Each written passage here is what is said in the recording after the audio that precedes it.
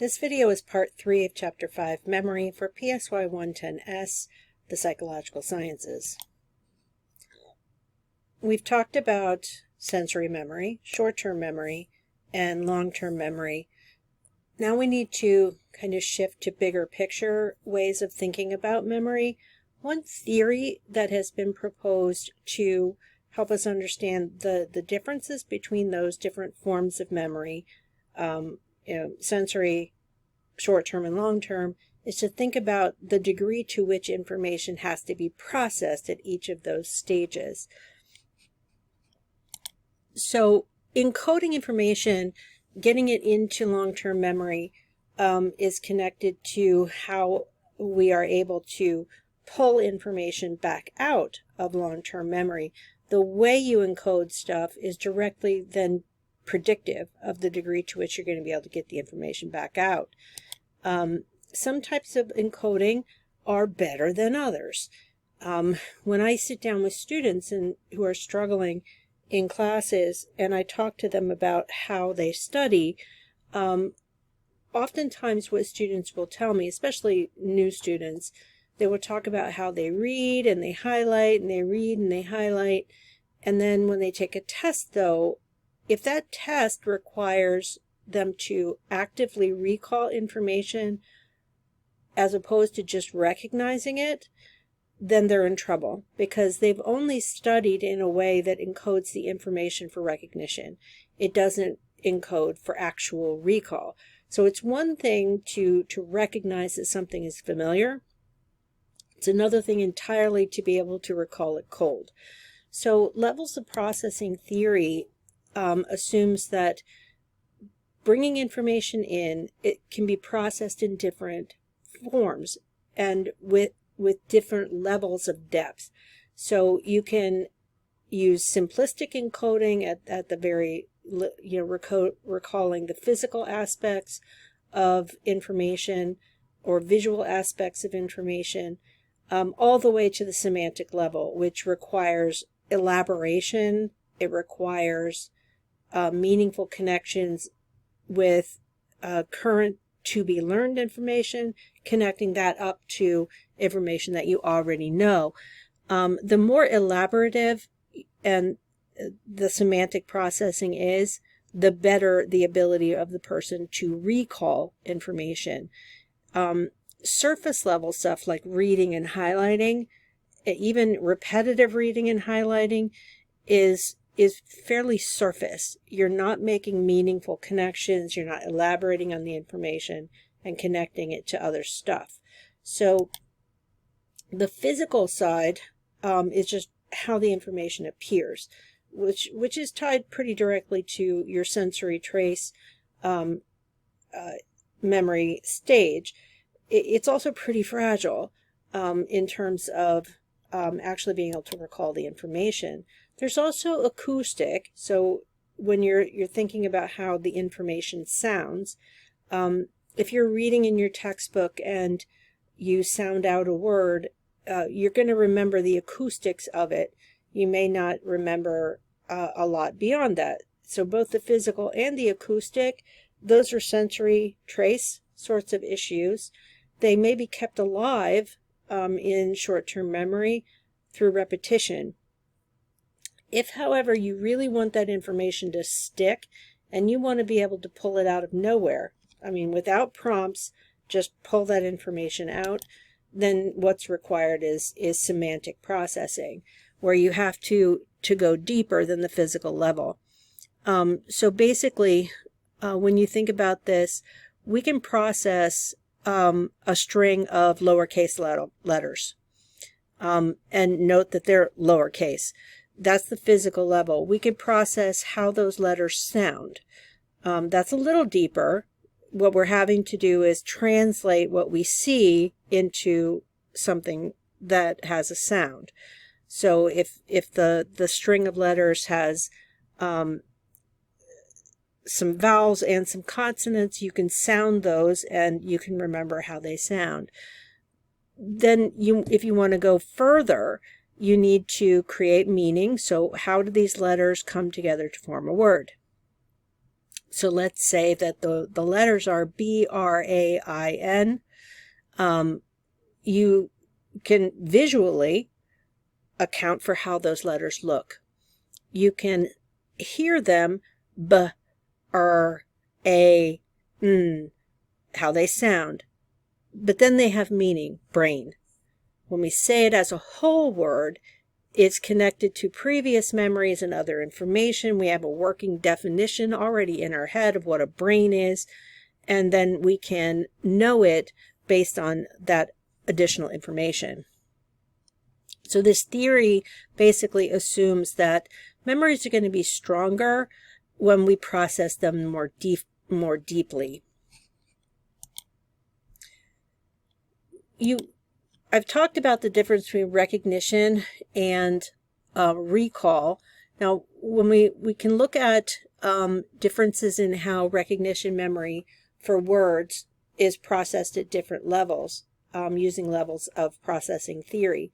If you present participants with a long list of words, say 20 words, one at a time, and have them answer a question about each word as it's presented, depending on the type of information that you're having them answer questions about, will reflect the level of processing. So the nature of the question, you could ask about the physical. How was it printed? Was it lowercase, uppercase, a mixture of those cases? Something about the font, maybe the color of the font, or was it italicized? Those are all physical. Attributes that are about the sound would be acoustic. The physical processing is less intense. It's more just based in that iconic trace. The acoustic requires knowledge of the words and how the sounds fit together. So that's a higher level of processing. If you're talking about word lists, that requires some level of ability to read and knowledge of phonics and the way letters sound. At the semantic level, you're being asked to define the word. So what at each of these different levels, it's requiring that you go deeper into your existing long-term memory to answer the questions that you're being asked. With the physical, you're not having to think very hard at all. It's just what's there. With acoustic, you're actually having to use existing language learning in order to answer the questions. At the semantic level, you're having to dig into your declarative memory to produce, by recall, information about what you've recognized. So the level of processing impacts later ability to recognize and identify a word as having been on the list. So you presented with a long list of words. If you're only asked physical questions, your ability to be correct in identifying in new lists which words were on your original list is going to be pretty poor based on percentages, so less than 20%. If you're asked acoustic processing questions about sounds, which require you to read the words carefully, that is a little deeper, so you go over 40%, close to 50% correct identification of words from your original list. If people are semantically processing, then they get up to the 80% level in terms of accurately identifying words that they were shown previously. If we're talking about wanting to keep information available in short-term memory, and then hopefully transition it from short-term memory into long-term, one thing that appears to be required is elaborative rehearsal. What elaborative rehearsal involves is repeating information, but not just simply repeating it, relating it to new information and so for example, if I give you a definition, like elaborative rehearsal involves rehearsing information by relating new information to information already in long-term memory. One way you could rehearse that elaboratively is to come up with your own example. So you come up with an example of, let's say you are meeting a new friend's family, and you have you're faced with a room full of 10 people. and you're going to try and remember all their names. Elaborative rehearsal means that you're going to ask them some questions, connect it up with your own previous experiences that are already in your long-term memory. So find some similarities, find some uniquenesses, find experiences that you have some long-term memory associated with. And that can help you to remember those newly presented names by elaborating on them. So there's the rehearsal part, the repetition. The elaborative part means you are elaborating on the information to be learned. So the names of the new people is the information to be learned. How you're elaborating, you're finding ways to attach that new name and face to information you already know, experiences you've already had. And that helps to provide you with what are called more retrieval cues. That makes it easier for you to recall that information later. Now, I will never say that I'm good with names, because I'm not. I'm very good with faces. I can recognize former students even from 20 years ago when I see them, but coming up with names, not so much. So what helps me are other sort of elaborative strategies. So if I learned something unique about students that is highly memorable, I can elaborate on the information I need to know, which is name associated with face. And if I connect it to those nuggets of information, like something we have in common, like I often ask in in-person classes, how many of you were raised rural, like raised on a farm? And a few hands will go up. Those few people, I can attach that farm kid idea, which is very near and dear to my heart because that's how I was raised, to those names and faces. I'm like, who are my track athletes? Who are my people who are not from Ohio? So that creates some elaborations that are connected to those names and faces that help facilitate retrieval. Since you know yourself and you know your own story, one way to elaborate is relating new information to information that you know about yourself. This is why teachers are always telling you, come up with examples from your own experience of this new information, because that will help you to recall the new information later. What this is called is a self-reference effect. It's easier for you to pull information out of your long-term memory when you've connected it to things you have experienced episodically, or that you have already learned semantically. Now, I've mentioned this a little bit before. There are environmental effects on encoding. So, for example, mood can be a strong influence on encoding. If you had an experience where you were deeply afraid and you encode information, there is some evidence that if you are in that fearful state, you will remember details more directly than if you were in a calm state. Some evidence. But certainly these environmental kinds of effects, like if you are outside of the environment where the event happened and you try to recall the details, you may lose information or not have access to information. But if I put you back in that environment, you may do better. So, one classic kind of research shows that if you have students take exams in the same room where they take class, they do better than if they take the exam in a different room, because there's something about the cueing from that particular environment that enhances recognition and recall. So what this relates to is something called encoding specificity.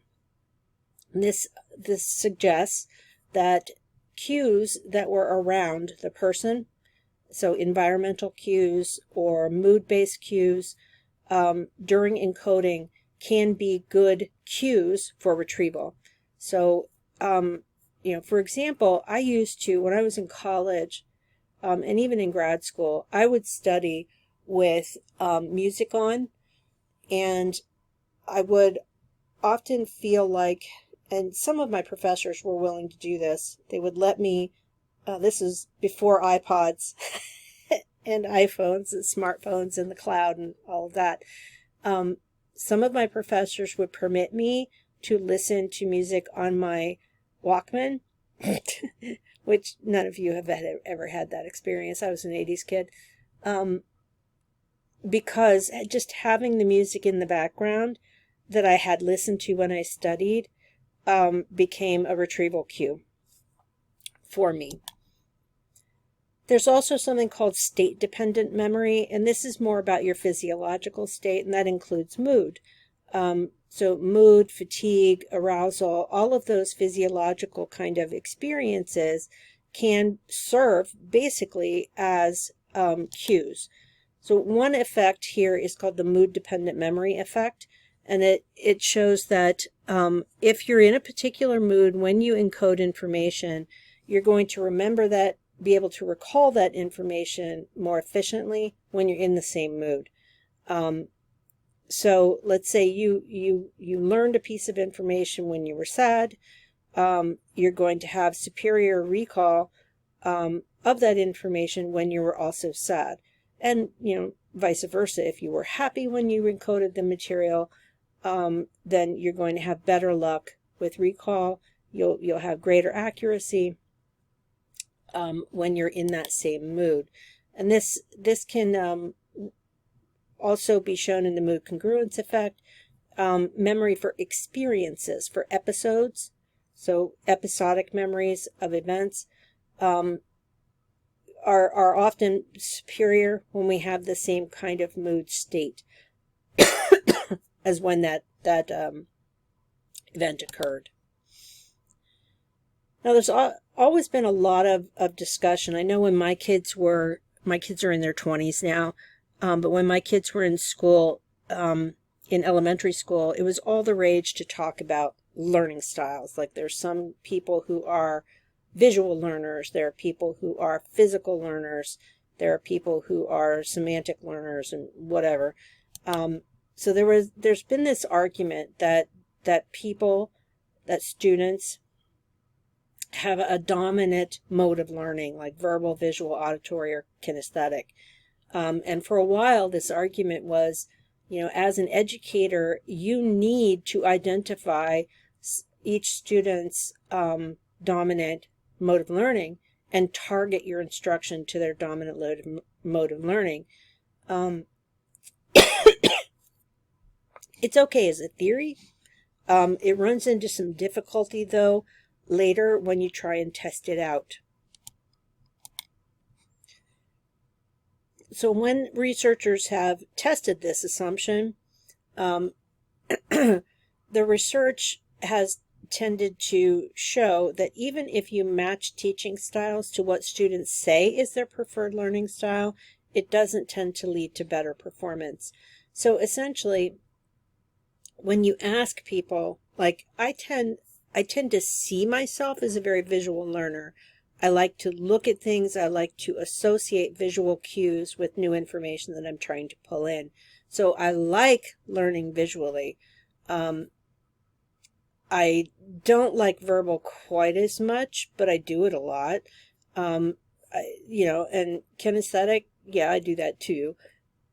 I wouldn't say have a dominant, but if I'm talking about learning new material, like in school, I had a preference for visual, but does that mean that I can't learn in the other ways?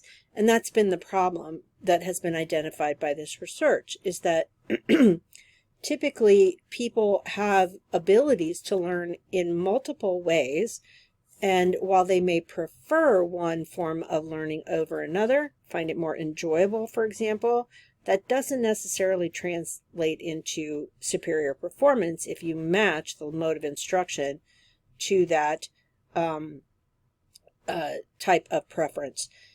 Part of the problem is that there's a disconnect often between how people are tested and what kind of learning they've been using, and how that connects up to encoding strategies.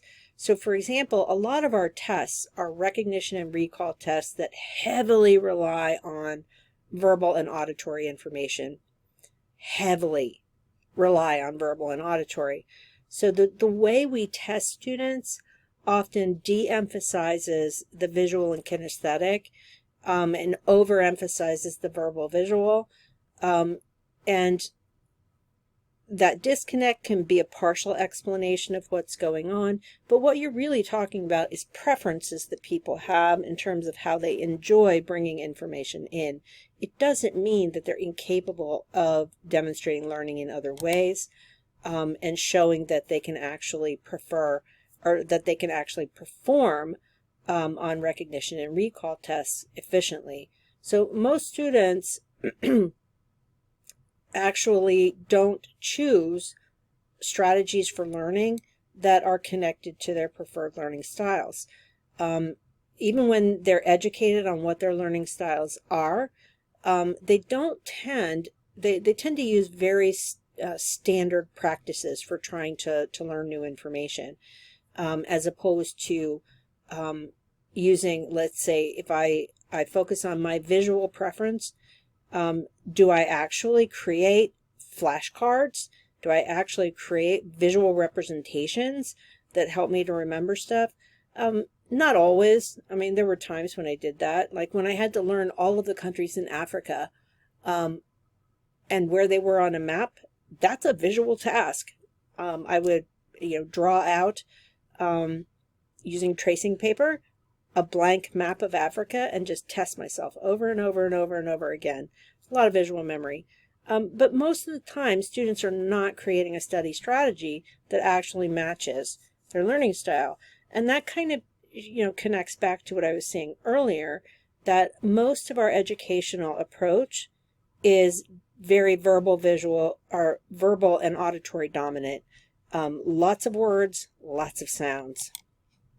So many students are using strategies that are not going to be particularly effective for moving information from short-term to long-term in a form that's easily accessible.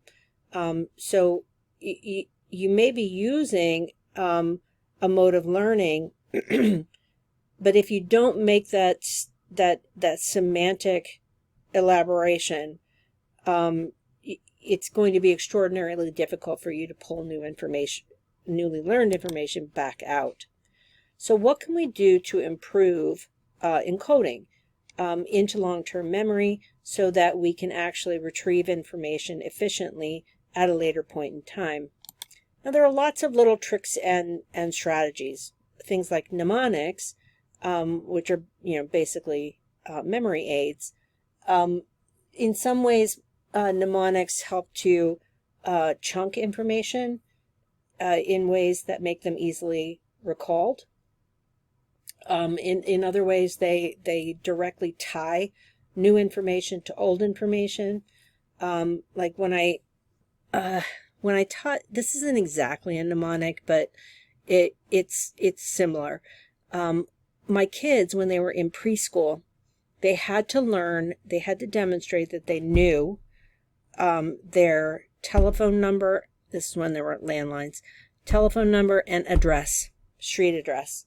So we taught them basically in jingle form. So we set it to music, and that became a memory aid, a mnemonic way of producing, and they will still do it today. They can recount our original phone number because they can sing it. So it's both acoustic and visual as well. One method I have never been able to do it, I'll be totally honest. I don't know whether it's just that I don't have the patience or what, but some people do this really well. They will have this imagined image of a location. It's called the method of loci.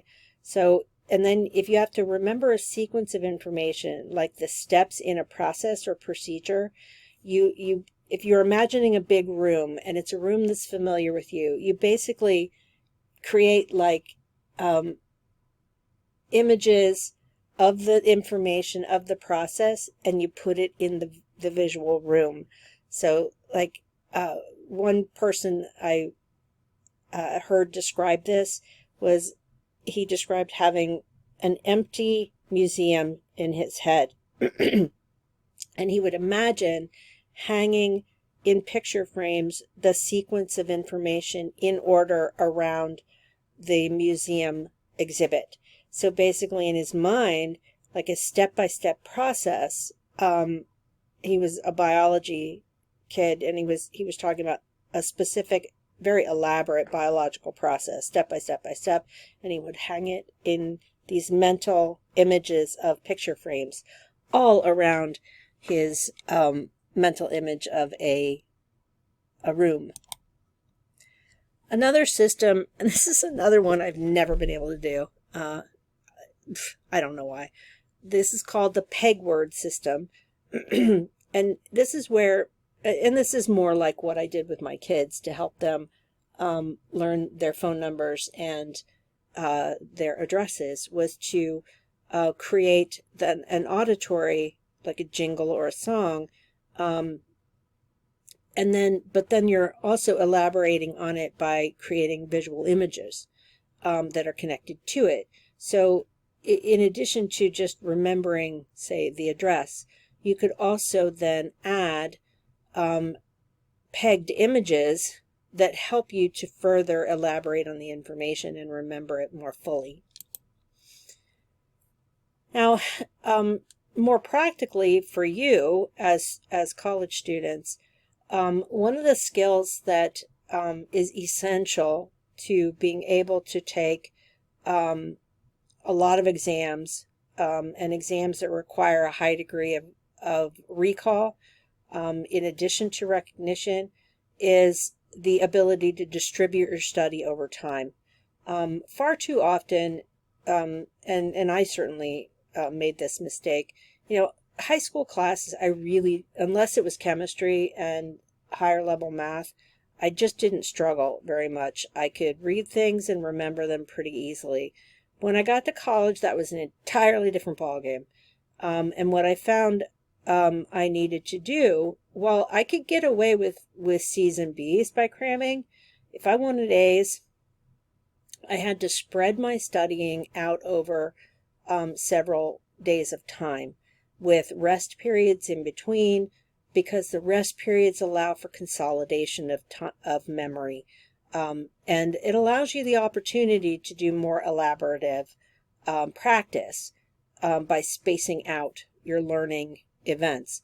So what distributed study does, it allows you, if you study over an extended period of time, even if it's in short bursts, and especially if you separate your periods of study with sleep, you can improve your recall, your rates of recall exponentially.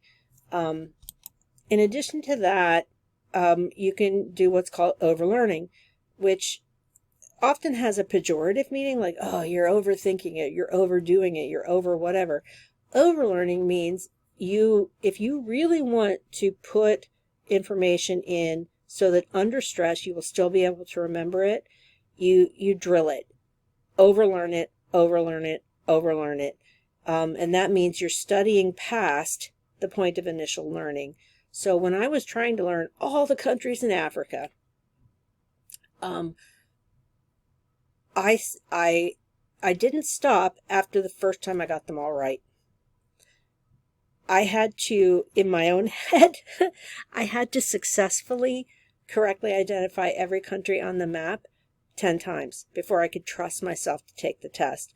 Now, many, many years later, what I learned about human memory was, if you want to reliably pull information even when you're under pressure, which is, what testing is about, you need to push yourself beyond the first time you learn something, because that's still a fragilely encoded element. You need to be able to do it multiple times, and that makes sure that information gets into long-term memory. So I've mentioned how when I was learning all the names of countries in Africa, as a I think I was in like 7th grade or something, 8th grade, I had to actually test myself. So when I talk to students who are struggling in classes with exams and quizzes, usually what's happening is that the student is only reading, highlighting, reading, rereading, highlighting, reading, reading. They're not testing themselves. So what I always encourage students to do is self-testing. Is you say you need to learn the definition of a concept. You need to put that concept and then write out the definition without looking at the material. Test yourself and then check to see if you're right. If you're wrong, correct yourself, study again, and then test yourself again. By doing that, you are encoding more deeply that information. So how do we get information out? How do we get it back?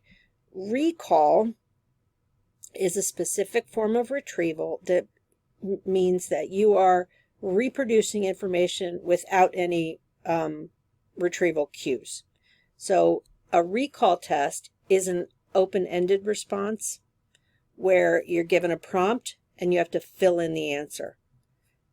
A recognition test, instead, is where you're given multiple choices and you have to choose the correct one. So you're recognizing the right answer with recognition cues.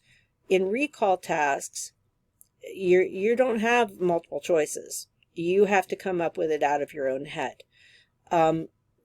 These two, in some cases, it depends on how well written the questions are, but recognition requires slightly less deep processing than recall. So recall tests tend to be perceived, especially by students, as more challenging. One of the things that people are encouraged to do in order to maximize their ability to retrieve information, either through recognition or recall, because this perception that students often have that recognition tests are easy and that they don't have to study hard for them is actually false. Multiple choice tests, in fact, can be very, very difficult when the questions are well written, because some of the retrieval cues can be confusable with one another. So one of the ways you can ensure that you do well, regardless of whether it's a recall or recognition task, is to use a relearning approach, sometimes called the savings method, where you're measuring the amount of time that you're saving when you're relearning the information a second time. So, for example, what I have encouraged students to do is you're reading, take notes. Review your notes. Test yourself. Identify the things that you knew and the things you did not know. Go back and study again. Test yourself again. You'll find that you're quicker after relearning the information. Then, review your responses. Are you correct? Are you incorrect? Where are your gaps? Study again, all of the material, and then you'll be really quick. So when people do that, your relearning time is quicker. So you're finding it easier to learn the information the second time around, the third time around, and that translates into better recall and recognition. And that concludes this part of Chapter 5.